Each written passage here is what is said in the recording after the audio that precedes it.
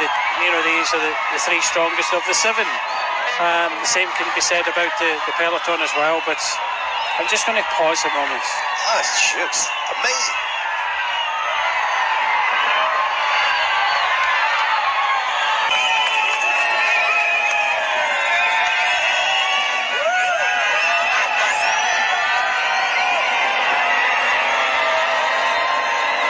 I'm loving this part of town, Brian.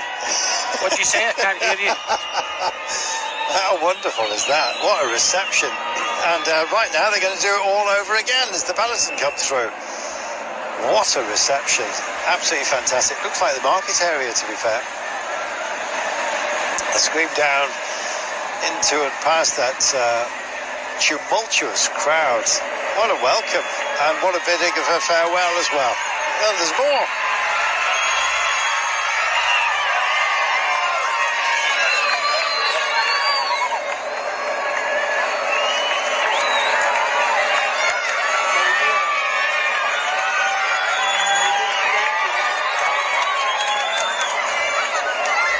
You know, as a rider, there are emotional peaks that you get with any career, and anyone who's ridden through here is not going to forget this, Brian. No, you aren't, and you know, we're hearing from some of the riders that have raced already, and you know, just look at how deep you know, the crowds are here. Absolutely incredible, and you know, we're hearing the riders say how incredible the atmosphere is. The crowds, the fans inside the roads, you know, they're all cheering for the bike riders. They're not just cheering for the Rwandans. They're cheering for every cyclist. And you know, I believe that the Swiss riders at the back there were just saying, "Can you believe this?" Exactly. And I would be exactly the same. Are you taking this in? This is incredible. And even Renko Evenepoel has said that this is some of the best training roads that he's ever trained on. Just watch this moment here.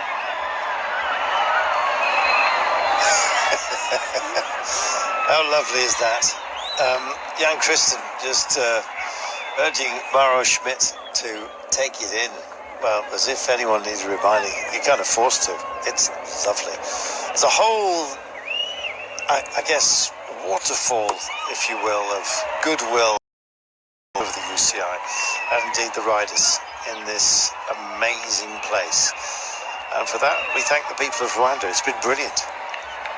112.7 kilometres of the day, and let's start playing with some peaks, shall we? The Volcanoes National Park is something very, very special. Once you get beyond the tree line here, provided you've managed to shake off a couple of spiders, I imagine, the views will be amazing. Back over the mountain gorillas of the Volcanoes National Park, part of a conservation program which, thank heaven, has protected those majestic creatures and given them a habitat within which they can thrive. And if you ever get a chance to go and experience it, please do so. They've had various schemes to get people to have a greater care for the gorilla population, one of which was actually photographing each of them and giving them a photographic profile, because just as with humans, they all have very different characteristics about them. They all look very different. They have their own personalities, and it's just wonderful to see them at peace in their own environment. And of course, vegetarians and very peaceful creatures, unless they're sort of busy working out who's boss. Of course, we've already decided at the commentary position who the silverback is, and it's not me. Silverback, silverhead, but gold when it comes to commentary, Brian. Thank you very much for being here. Just don't mess with it. There you go. That is Brian. Just in disguise, going to try and mix it with some of the gorillas. Back to the racing, and this is starting to feel like the pointy end, Brian. As soon as we get into double digits, feels like it's going to get full on, this, and you don't want to miss out. And it's a terrible time to start when the pace begins to climb. And Tesfatsion keeps it calm, gets the exchange, gets back in the cars. No, not too much damage. If you're going to have bad luck, have it at an opportune time. But we're pacing up here. Yeah, you can see the speed here. Not the best time when we start to head towards the major climb of these championships, but it was a quick change. No messing around and changing the wheel, and it was a quick bike change, and he'll soon be back on. But yeah, look, if you've ever watched or seen the coverage of the Tour de Rwanda, if you haven't, go back and watch it. This doesn't surprise me at all, because the Tour de Rwanda gets these crowds, great atmosphere, and they come out and came fourth. But there's a lot of riders that might decide to do something. It might be a case of Oscar Onley doing something on the climb and going, and for Tom Pidcock to kind of wait back. That would be maybe my tactic. That's a very good shout, yeah. Or is Oscar Onley and Pidcock going to kind of hold back to the final kind of couple of laps? It's indecision. I think, looking at yesterday's race, I think there'll be a few teams looking to try and do something on this climb and try and go over the top of the climb and go to the front of the race to put pressure on the others. Check out what's happening behind this move here by Mauro Schmidt. There's a lot of teams suddenly mobbing the front, and Belgium have got some company. Norway starting to have a think about it. Denmark are looking numerous, I must say, and they've got a fighting force. Matthias Chelmers, we talked about his Ardennes Classic head and the way that might transfer to this. I kind of believe in him. The team quite clearly do, and they are moving him up. The Intare Conference Centre looks like something that's just landed from outer space. Not landing yet. Mauro Schmidt, not a blow anyway on the peloton that is still being moderated, and it's split into two like a large tuning fork at the moment, and at what key it's going to be set to, I do not know. And who's got the key to the door a little bit later on? Remco Evenepoel is, every time we look at him, looks very, very nervous. And look at Slovenia. They've burnt down 3 of their number, but they still have 6. Meanwhile, Estonia and Ryan Taramay, he was here on his own, and he's pulled the pin. Thanks to him. He's been a great rider for so many years. And this vast lake, look at that, it's a beautiful picture. Credit to the director of photography for that one. Absolutely beautiful. Well, today, Beauty or the Beast? Well, somebody's going to be the big beast today. I'm not quite sure who it is going to be. Dan Rafferty just picking him out. Just making his way up as well is Ben Healy. I believe Ryan Mullen was in the pit area. I'm still not sure whether Ryan Mullen is out yet. This is Morgado of Portugal. I love the way that they just dissembled the word Portugal on their back. It's great from a heli shot, to be fair, just in case you're wondering. And our breakaway is now just starting to fracture ever so slightly. Check out the shoulder here from Anders Fuldegger. I'm just wondering who, indeed, of the trio is going to bridge over. And the answer for the time being is none of these. Fabio Christen of Switzerland's just holding fire. Likewise is Marius Meyerhofer. The gap's down to 95 seconds, and to be honest, it looks like their day is done. They've been up here for a long, long time, and now as we leave town, we're heading out into the countryside, and the first test is going to be the Côte du Péage. I don't know whether that is actually going to be a toll booth. I guess we're going to wait and see. 2.2 kilometres and 5.8%, so not the most sterling climb, but possibly a little bit of a mirror of what we've already dealt with. We've got our circuit climb to go, and that's after this next climb. You'll recognise it. It's not the cobble climb, it's the other one. If you've got 2 major climbs within the circuit. And so we're going to enjoy that. And then we're leaving town. And we'll be gone for a good old reach. So we've still got another, 30-odd kilometres before we actually get back to the cobbles that are part of our short lap. May well be that we find a little cobble section within Mont Kigali itself, and that is what is going to define us today. This is a floodplain that There you go. Overcast, 27 Celsius. In fact, temperature has picked up, and so has the wind. This is beyond the 9 kilometres per hour predicted, and that suggests a breeze and possibly somebody kicking up a storm. Mauritius and Alexander Meyer. Yeah, it's always an honor to represent my country, and very happy, very proud to be here. First time in Africa for me, first time for the World Championship in Africa, so yeah, we are ready. Could we expect seeing Victor Langelotti in a breakaway? I don't think so, to be honest. I will try my best to just stay as long as possible with the top guys and see what's possible in the final laps. And your prince is present here, so extra motivation. Yeah, exactly. Extra motivation is always, super nice to have the support of the Prince Albert. So, yeah, I'm going to give my best to represent Monaco as best as possible. Merci à toi. Representing Monaco, and as you heard, His Royal Highness Prince Albert is here, very much a cycling supporter. Loves his racing generally, actually. I guess you've got to, because it'll be, of course, the Grand Prix brushing by his front door almost constantly. 40%, this is the Côte Kigali, so the rib of Kigali. We're leaving this. We also have the Mont Kigali and the Peak Kigali. How many more? There's the mountain, there's the peak, there's the rib of what? Kigali. That's where we're playing today. Well, 124 kilometres. Kind of feels a bit doable now, doesn't it? We are, would you believe, finally beyond the halfway mark of today's race. A mighty distance that was, quite frankly, just a little bit frightening at the beginning of the day, but now seems kind of quantifiable. It's not that they've ridden easy, and our breakaway, which is starting to break down, this is Menno Wissing. It looked like he was struggling a little bit last lap and has done so again on this climb. He's done an awful lot of climbing, and we remind you there's plenty, over 5,300 metres of it indeed.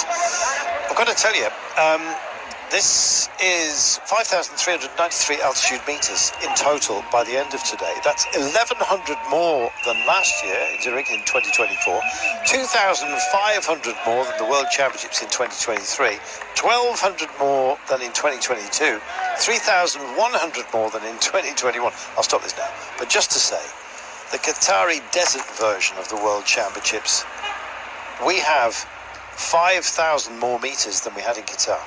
All right, I know the desert's flat, but, you know, only 300 metres of altitude gain during that race. It was the wind that was the problem, and only on one corner. Oh, and the heat. Gosh, I remember that so well. Seeing riders just evacuating their tummies, that's the best way to in polite company. Because of heat exhaustion, it was horrible to witness. In fact, dare I say it as well, there was a lot of dexterous camera work where we avoided seeing some of the worst impacts of the heat. It was too much for a lot of riders, and I don't think it's going to be any time soon that we go back to those kind of temperatures. And we were nudging up sort of late 30s, hoving towards the 40s. It was too much. Thankfully, the weather here has been almost perfect. 27 Celsius, although heavy with humidity. And as you can see, the clouds are screaming and wrestling with themselves in an attempt to form a thunderstorm. We've escaped that fate so far, but it does feel like pretty stormy. And there is storms in the area, or the region, let's put it that way. Whether they'll grace us is anybody's guess. About a 40% chance before the end of today, so it's an increased risk. And as indeed we deal with this climb and the exit starts to beckon, and we'll say farewell to Kigali momentarily as we dip on a lick, if you like, into the countryside. All of a sudden, I guess the pace just to get into a decent place is starting to take a toll. Rory Townsend it is that drifts to the side of the road. Do you remember how hot it was in Qatar, Brian? It was not kind. Yeah, I was there on site doing the commentary, and you know, looking at Qatar, and you were just saying about the elevation meters. Can I just say, you remember who won in Qatar? Yep. Right. Year before, we had Richmond, which was quite lumpy. You know, very difficult, classic title finish. And then we had afterwards with Bergen, which wasn't easy as well. So those were the 3 years that Peter Sagan won the world title. So it doesn't always come down to how many elevation meters we have if you've got wind. In that Doha World Championships, it did come down to a sprint in the end, but it was a hard race.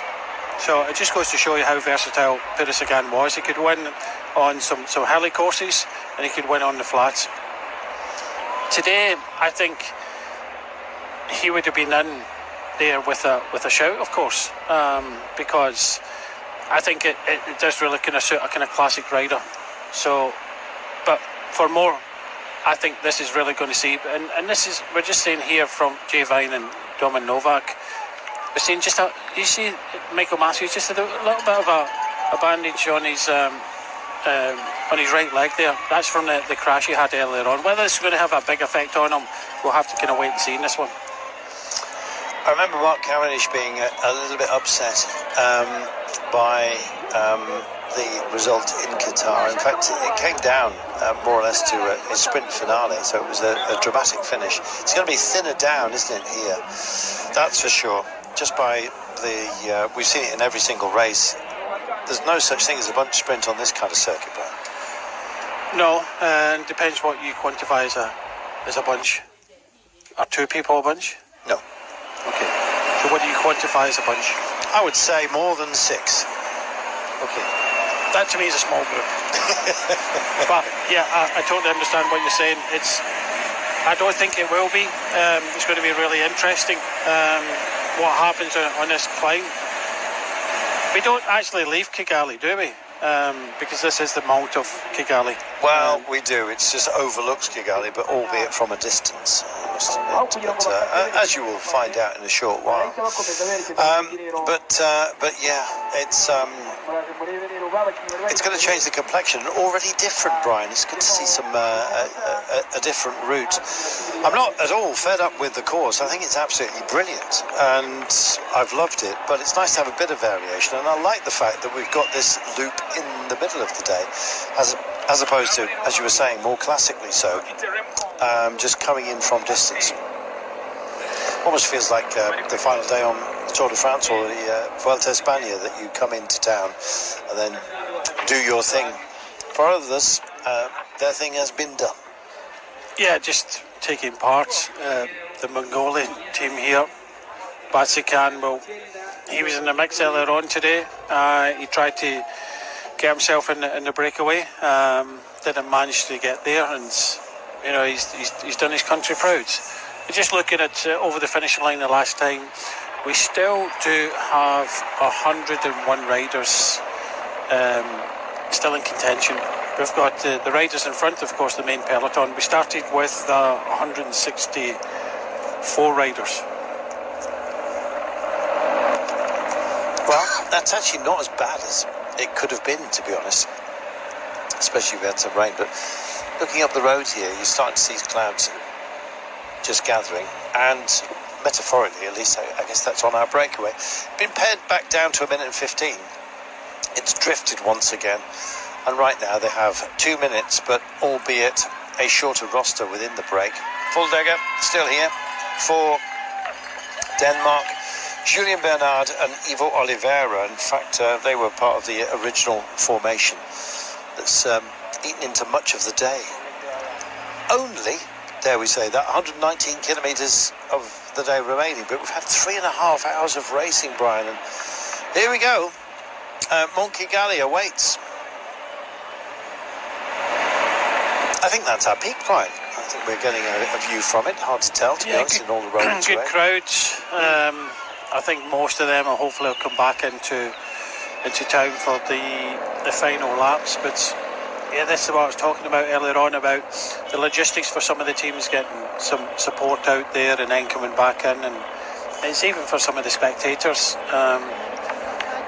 You know, it looked as if it was it was packed up there on top of the climb, and you know, a lot of people have had that decision to make of maybe looking to see the riders on the course or going up to the highest point of the race today. Lovely to see the fans here. It's like the Tour de France. It is, yeah. The convoy. Wrestling for the bidons, but yeah, as you were saying, for the promotion, the publicity convoy. I mean, they start throwing out sweets and hats and all kinds of stuff. And seeing grown men wrestle grannies for a packet of jelly sweets is a sight on the Tour de France. Coincidence? Not quite sure it is, but certainly a groovy kit. He's a doppelganger. Yeah, I think so. Meanwhile, there is Kigali, and we'll be coming back in. We're just going over the Côte de Péage as we speak. And I think this is this is part of our new course. And boy, oh boy, is it populous. This is great. They've loved having this. It's an absolute privilege. The biggest sporting event that has taken place in this nation, of course, and for much of Central Africa, I'll be bound. I know there's the African Nations Cup, which is a football competition, of course, which is extraordinarily popular, and quite rightly so. It's a brilliant competition.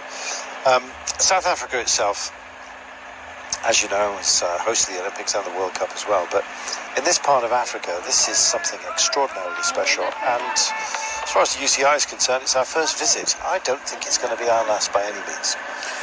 No, I think it's just a matter of time of, when we're back here. They try and kind of spread it out throughout the globe.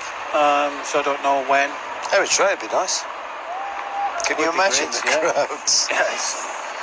I can remember after Daniel Teklehemino taking the King of the Mountains just for a few days, way back in 2015 in the Tour, he went back to a rapturous reception. Amazing. And tens of thousands of people wearing polka dots as well, Brian, in his honour. Scary sight. Yeah, wonderful. 2 minutes to 2, it's gone back up. Oh, yeah, just seeing it's more of the fauna that graces this part of the world, but this is all about the approach to Kigali and then coming back into town. Is it going to be a launch pad? How far's too far after a day that like we've already had, and how much are you preserving yourself? In the women's race, we noticed how fresh and ready Magdalene Valliere was from Canada. Every time that she came on screen, we were saying to ourselves, wow, she looks very, very good on a course that suited her down to the ground. And despite starting the day at 400 to 1 as one of the rank outsiders, she absolutely rocked the race. I'm just hoping and wondering if we'll get something similar. Looking at the big beasts of the Akagera National Park with the big five, of course, which elephants are very much part of. Friendly beasts, but if you ever see one with a sort of a trace line of fluid coming down from the side of the forehead, I'm not talking about the ears, run like hell, because it is a very angry elephant. It's almost like a poker tell before they go all in and start stomping. These are grumpy creatures as well. Not the lions, you understand. They're kind of quite chilled out till you get out the car, eating a ham sandwich, and then you're in trouble. The rhino, the white rhino population here has indeed rocketed, which is brilliant. Part of a very forthright conservation program. And of course, you've got the buffalo, which we have to mention. But it's where your mozzarella comes from. I had some of that last night. It was very nice. 2 minutes and 5. We had 7 riders in front. Now we've only got 3. It just